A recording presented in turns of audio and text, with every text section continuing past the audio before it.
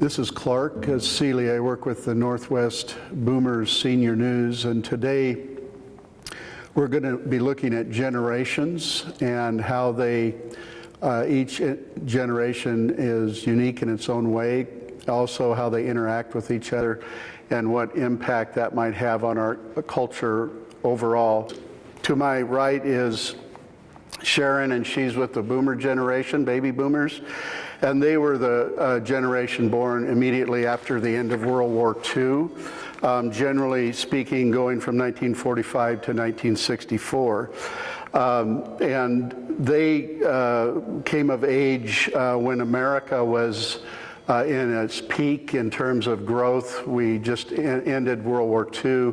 To my left is Carol, and she's kind of a subset of the boomer generation from 54 to 65, and it's typically noted as the Generation Joneses, and they were given high expectations as children.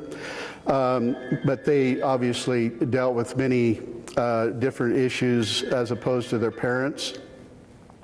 And to my far left is Christy, and she represents the cusp of the millennials and Generation X, which those born of the baby boomers. And we're going to be asking questions today of each one. And first I'd like to start with Sharon and ask her to tell me what generation you were born in, a little bit about what your parents were born in. Well, I was born just a year before the end of World War II, so I'm even a year older than the baby boomers. I was born in Iowa, as my parents were. They had been farmers before the war. When he got out of the war, he decided whether he was going to go into debt and go into the farming or to come to Oregon because he had an aunt and uncle here. So we packed up the family of 4 little girls and came to Oregon. What more did you want? Have you been in farming yourself? Actually, while I was raising the family, it was a great way to raise the family because they had responsibilities. Their pay was room and board, but we all worked together. We had to. They had chores during the day and on the weekend. I also had, I was in a real estate business during the prime. After that, when we got in the first recession we had, I actually got out of the real estate business and we owned a grocery store. So that involved the kids too. It was a rural grocery store, so the kids had lots of responsibility. Okay, thank you. And Carol, what generation were you born and where, and as well as your parents, and where were they? I was born in 1961. I guess that would be the end of the baby boomer into the Joneses generation. I was born in Tucson, Arizona, and into a middle-class neighborhood, and I had a wonderful childhood. My father was a mechanical engineer at Hughes Aircraft. My mom was a stay-at-home mom, but we worked very hard. We had music lessons and went to church every week, and I grew up playing the piano and organ in church, and I had a wonderful childhood. Good, awesome. And Christy, what generation do you represent, and where were you born, and your parents? I was born in 1978 in Salem, Oregon, and my parents were teen parents, so my grandmother ended up raising me, and she was born in 1915. So I was essentially raised, I just feel like I was born in the wrong generation. I feel like I should have been right there with her. Well, it sounds like you had a very interesting childhood, and of the kids that you grew up with, you were being raised by somebody from a complete generation. Did you notice any distinction in the values that were forming in your life as opposed to those around you that was directly because of who raised you? Absolutely. My grandmother was 14 when the Great Depression hit, and I heard about it my whole life. To this day, I cannot leave any food on my plate because she taught me how important it is to not waste anything. And I think a lot of people who went through the Depression ended up being somewhat of a hoarder after losing everything. And so I started to take on that habit of my grandmother's, but was able to work through it with my husband's help. Okay, that's awesome. And this is really what we're trying to arrive at today, is to see some distinctions, how the generations differ. And obviously we all have some commonality. Next question is, and some of these may overlap a little bit. It says, how did your family earn money, as well as how did your family compare to others in the neighborhood? Richer, poorer, the same? And what kind of things did your family spend money on? Economically, we lived in the same community as other people of like income. My parents were both blue-collar workers. We had one aunt and uncle that lived in the neighborhood, so basically we could go anywhere because there was no danger. We lived where there was a field that had an orchard and a creek and trees, and so we just had a lot of fun there. The one special memory, because the parents didn't make a lot of money, one special memory was that one year they took out a membership at the YWCA, and weekly we went there swimming as a family, and it was just great.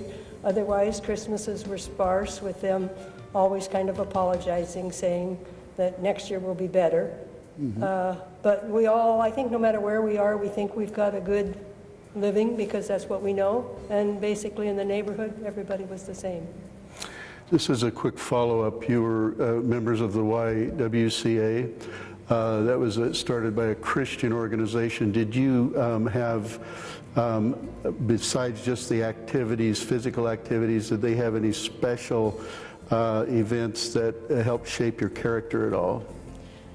Actually, it must have just been an extracurricular thing, because all we did was go there once a week to swim. We didn't participate in anything going on at the YWCA. Okay, thank you.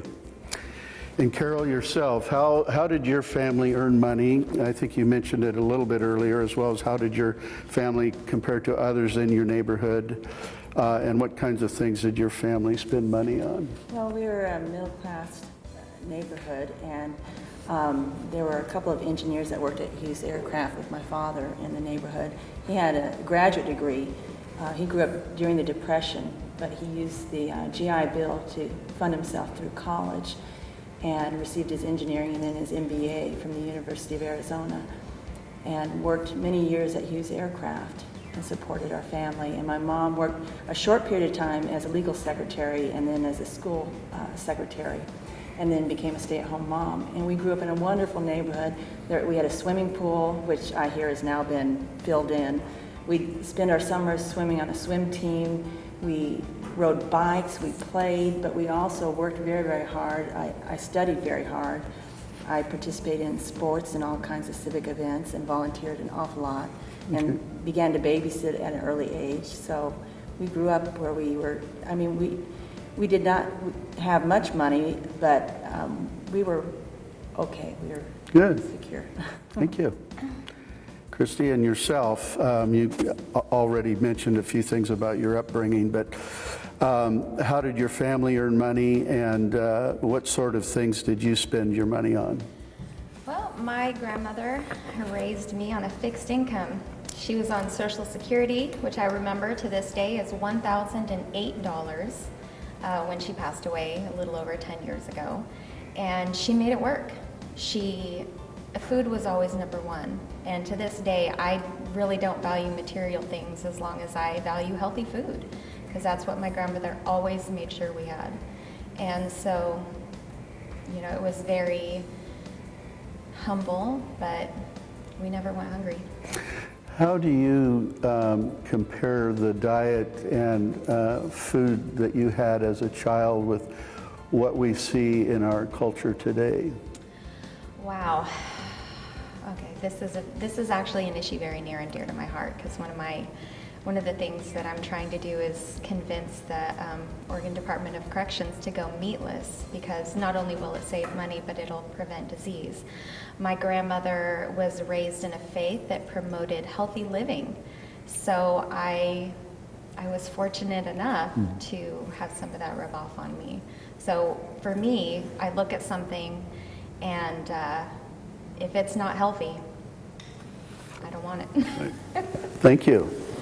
Our next question is, what were you like as a child? Did you have a secret place or a favorite hiding spot or favorite games? And did you spend your allowances right away or save it? Allowance, what's that? I sure didn't have an allowance. My kids didn't have an allowance, and I don't believe my grandchildren have an allowance. However, my children do make sure that their children, they just hand them the money. So whatever that means. I mentioned about the trees and the creek and the hills, and that was my favorite. There was lots of, the neatest thing was there was a cabin that was overgrown with blackberries. And we would go in there, and the shake roof was all rotted, and we'd pull the shingles off, the wood shingles off, and we'd dangle a little fish line with hooks on, and we'd bring up a coffee cup and look at it, and then we'd drop it down, and we'd go somewhere else, and we'd do that. We had to be pretty self-sufficient. Both of the parents worked. At first, the mom didn't, and as soon as we got in school, then she went to work, but it was just such a safe neighborhood. Nobody thought anything. We'd go out and be gone all day, you know, the typical 1950s. I'm talking kind of grade school as I'm referring now. As I got into high school, we moved north. That was in Salem. And as I got in high school, we moved north up into where it was a better situation for us. It was a smaller town, and all of a sudden we were a bigger fish in a small pond. So we actually thrived when we grew as far as school-wise involvement and accolades and things like that. It was a good environment. Okay, that sounds good. Very innovative, some of your things with the cabin. So, Carol, what were you like as a child? Were you a child prodigy? I did well in school, but my parents always said I was initially very shy until I got to know somebody, and then they couldn't shut me up. But I was more like a tomboy. I like to ride bikes and play with cars and go tubing down the back Arroyo after the monsoon season, all muddy and the water's raging. And Arroyo being a creek, or? No, it's Arroyo in Tucson. Oh, Called okay. it Arroyo, which is, I guess, a ditch, a big, large ditch. Okay. And the monsoon rains would come flowing down the Arroyo, and we'd go inner tubing down the waters, and it was a lot of fun. And I loved to go bike riding and swimming and just doing lots of fun things. And we'd spend hours and hours playing until our neighbor would ring the cowbell and it was time to come home for dinner. Okay, thank you. Well, I didn't have a cowbell, but I had my grandmother standing on the front porch yelling, and it would be about the time the streetlights came on, and I had spent all day running around with the neighbor kids, probably barefoot, climbing trees, playing with rocks and dirt and sticks, which I still think to this day is the best toys a kid could ever play with, is just whatever you find in nature. And my favorite place to hide was behind my grandma's couch. It was my little secret place where I'd make my fort, and I would listen to her talk to Tom Brokaw every night during the NBC Nightly News and talk about how important it is to protect Social Security. So that was one of the biggest memories of my childhood, is my grandmother railing against anyone who would touch her Social Security. It's interesting how across the generations there's been an innovative way to have fun, which is, I think, very valuable. And moving on, it says, did lots of relatives get together with you for and during the holidays? As I mentioned, we came from Iowa, and we were the first one of either side of the family. My mom's family, several of them followed us over the next few years, but the one family, they all had seemed to have big families, 4 to 6 kids each. The one family that lived in our neighborhood had 4 kids, a little bit older than myself and my sisters. But we didn't get together for holidays. I remember us just staying home as a family. But we did get together. I remember going in the neighborhood with the other family of the 4 kids, and we would get together with them. As we got older and moved up here a little north, as my older sisters began to get married, then it was, a big family thing. We ended up with 9 little ones between us, so. That was a chore then, huh? Getting everybody fed and taken care of.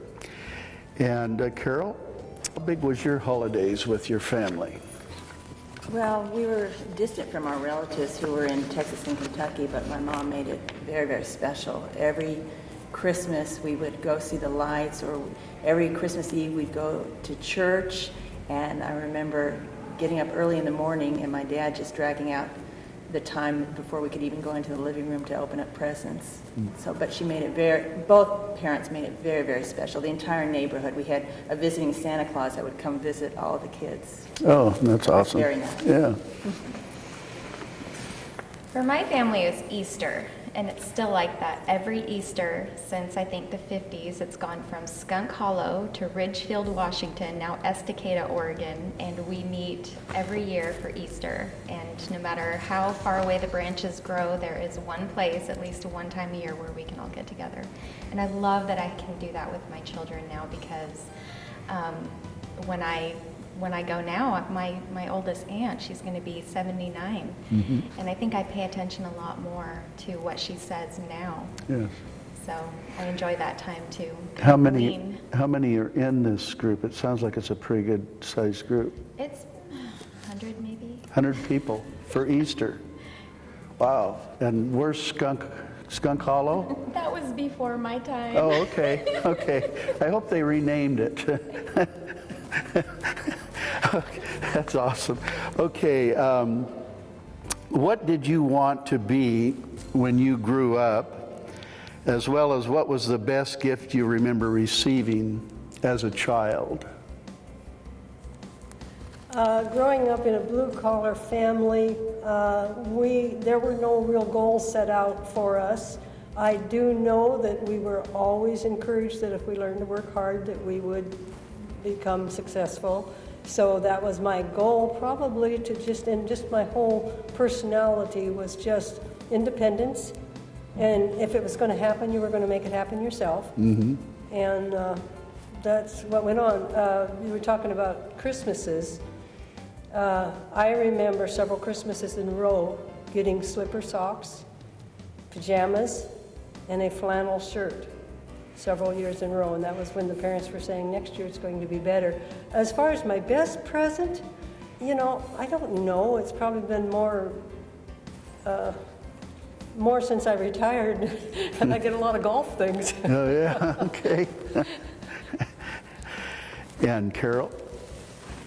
I always knew that I wanted to do something to help others. I've always been a humanitarian. I've always wanted to work either with children or those populations most vulnerable to help others. I've always done a lot of volunteer work. I've been taught that it's in giving that you receive, and that's what I truly believe.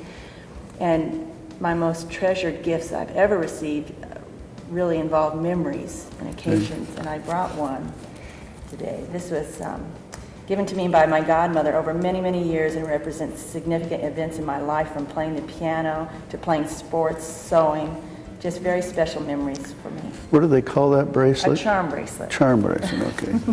Okay. Christy?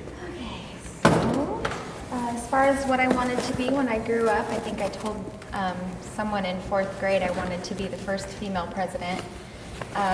I think someone might beat me to that, but it was, I saw the look in my grandmother's eyes when I said that, and I thought, she wants me to do something with my life. I think I watched way too many movies that were filmed in the 50s where women were not very independent, and their highest goal was maybe just marry a nice man. And so I watched Cinderella, and so I watched Cinderella a lot, so I had to work through some of those generational things that maybe, I had to go through my feminist phase and all that good stuff. But the greatest gift that I ever received has to be from my grandmother, and that is her faith.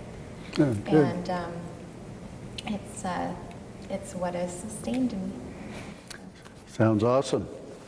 What's different about growing up today from when you were growing up? Oh, brother. I'm pretty old. I can remember a lot of things.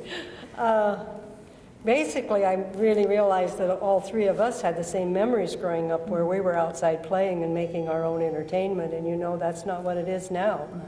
No. And You know, seeing the different generations grow up, myself, my children, and my grandchildren, the real big change I saw come when my kids, now they're 50, 45 and 50, when they were in high school and the dress code was relaxed and take away dresses, all of a sudden the girls weren't acting like ladies, they were acting like tomboys, jumping on the boys' backs and sliding down banister rails.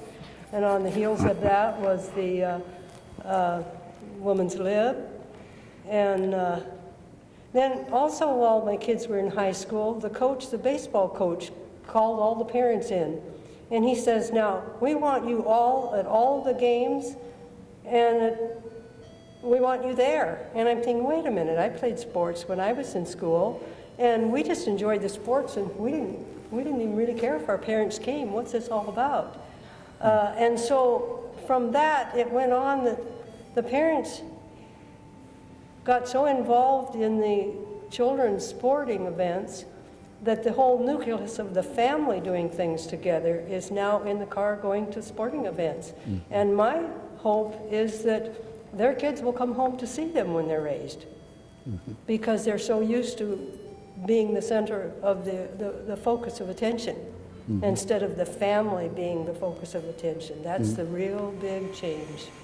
It's an interesting observation, and one of the things you see today is what they call helicopter parents, where they hover over, and it's good to let kids, you know, of course, you need a safe society, run off, and then when the street lights go on, Grandma starts yelling and screaming. But for you, Carol, what differences do you see growing up with your growing up time and what you see today? I probably could keep this very brief. I see an enormous sense of entitlement and lack of gratitude from a lot of young children and teens. Mm-hmm. They get everything handed to them and they don't have to work for it. That's an interesting observation, and I'm sure others feel the same way. And I think one of the biggest differences about when I grew up in the 80s, and now, is that our streets are not as safe as they used to be. I think helicopter parenting has come as a result of parents watching the news and seeing things that have happened in our neighborhoods, in our backyard, and now we can look online and see how many predators are in our very neighborhoods. Mm-hmm. So maybe those things, I do believe those things existed back during your day and mm-hmm. your day and have always been. However, I do see an increase in the numbers. The numbers alone are shocking. Mm-hmm. Yeah. So that's one of the biggest differences is that I see is lawlessness. Do you see our society and culture in decline? Well, yes, yes. And I honestly feel I was raised going to church and clear through high school and really haven't been for about 20 years. But the values that are taught within the nucleus of the church and the church family that's carried home to your family is what's lacking now. And I know the enrollment, the participation in church is dropping. Mm-hmm. I don't know where it will stop. Okay. Maybe it won't be a woman president. Maybe it'll be a self-made millionaire.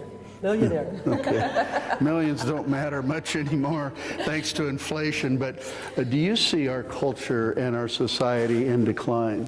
Yes, I do. I think my parents raised me with very high morals and values and to respect one another, and I just feel that there's, with all the social media and the news and access to media and cell phones and smartphones, that children and teenagers are learning total disrespect mm-hmm. for each other and treat each other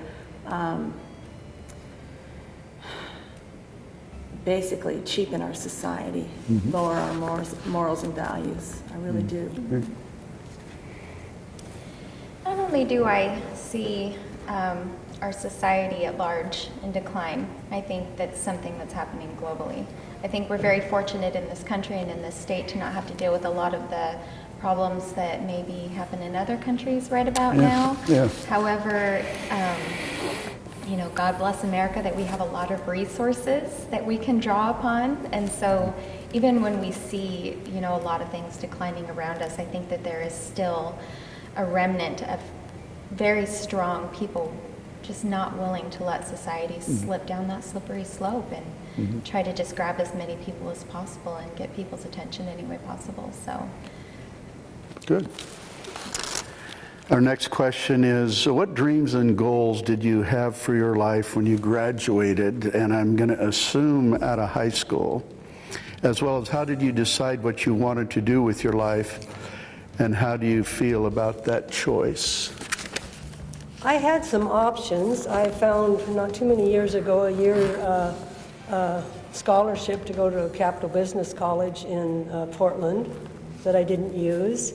I had a PE teacher offer to pay my first year of tuition if I'd become a PE teacher, which I thought, ooh, I don't want to be a teacher. When I left Salem and moved to Canada, I had a teacher there in the 8th grade said, if you ever need anything, including money, contact me.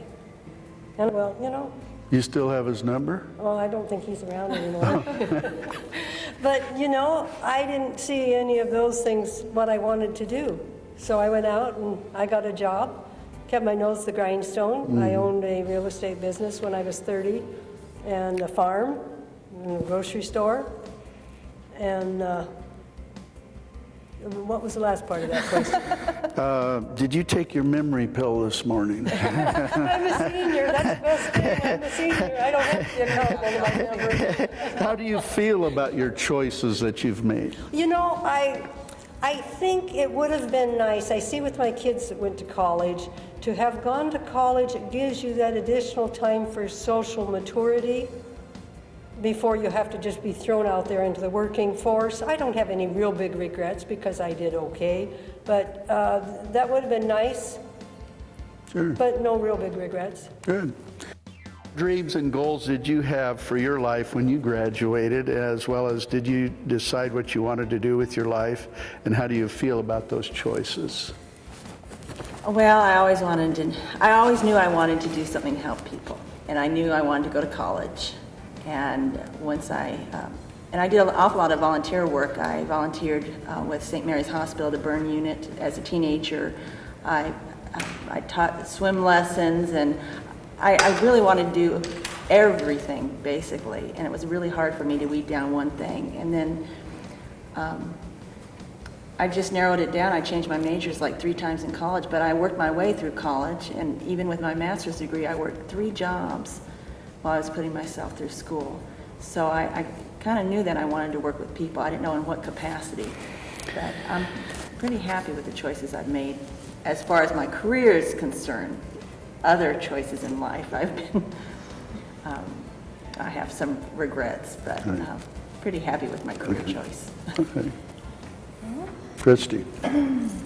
while a lot of people that I knew were going to school to be a nurse, I could not stand the sight. I still to this day cannot stand the sight of blood or anything that you'd have to deal with as a nurse. So I went to school to manage medical records. So I figured that I'd love to be in the medical field, but paper's fine for me. So I did that, and I got a job working at the hospital, and then I got pregnant, and I have just been a mom, a professional volunteer, a nanny. Basically, I've been able to do whatever, my heart has desired, because I feel like I've been blessed to be in that position. And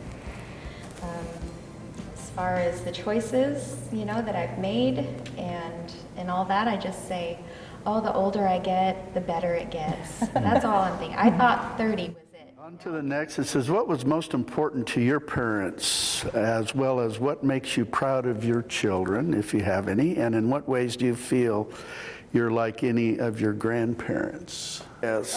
Actually, my parents split when I was in the 8th grade, and we moved away and came up. So I think the memories, we did a few repetitious things each year together. My children are all in business in town, same town they were raised in, and I was gone for a few years, and when I would come back to visit the business, people would tell me what great, terrific kids I had, and that was where I got my rewards and figured out, well, why am I away from home when my kids and grandkids are here? So I moved back so I could be with them. How do you feel that you're like your grandparents? Again, I was not raised around my grandparents. Okay. One grandmother moved here, but she was so much older. Grandparents kind of get set to the side as they get older. So I remember what she looks like. She had been deaf since her late 20s, so she had taught me sign language. I can still even do the letters. But I don't remember a lot of involvement. She just was around. Can you do a sign for us? I can do A, B, C, D, E, F. Oh, no. See, I've already lost it. I used to be able to go through the whole thing. What's most important to your parents, Carol, and as well as what makes you proud of your children? And in what ways do you feel like your Oh, grandparents? very high morals and values. A strong work ethic, education, practicing your talents and contributing positively to society. Those are the values my parents raised me. 3 children, and my 2 littlest ones are adopted from Vietnam and China. And I am so proud of them. They are so bright and so loving and so kind. And I think they're going to just be wonderful little human beings. Good. Very proud of them. And as far as my grandparents, I come from, I didn't spend an awful lot of time there in Kentucky and Texas, but come from a line of farmers, piano teachers, musicians, and auto mechanics. And I think I love to go back every summer to the farm. That was so much fun to get up early and milk the cows, and just hard, solid work ethics, hard workers. But they were, Deep faith and love of music. and they were piano players too, and you Piano play teachers. I teachers, played, and you play. I grew up playing the piano. Yeah. in Do you Oregon teach church. at all? I haven't in years. I'm teaching my children to play. Okay, that's piano. good. Good. If I am like my grandparents in any way, my grandfather was a small business owner. I myself was a small business owner. My Grandma Grace and my Grandma Charlotte were my 2 biggest influences, and I have to say they're strong and independent, and they've been the biggest influence on me in my entire life. And to this day, I find myself quoting them and saying a lot of the same things to my kids that they used to say to me. So, yeah. So you're being like your grandparents then, huh? I am turning into my grandmother at a rapid rate. You said something about you were a business owner. What was that business? Horse Parties, Inc. And I did horse parties for birthdays, fundraisers, church functions. I even got a call from a lady one time says, I'm getting married, I need a white horse. So it was such a... Skip the night. Said- Just give me the horse. Yeah, I said, I will find that for you. I have, yeah. So it was a wonderful experience. I learned a lot about taxes as a small business owner, so it was a wonderful learning experience. Okay, awesome. Thank you. Which do you think you have the most of?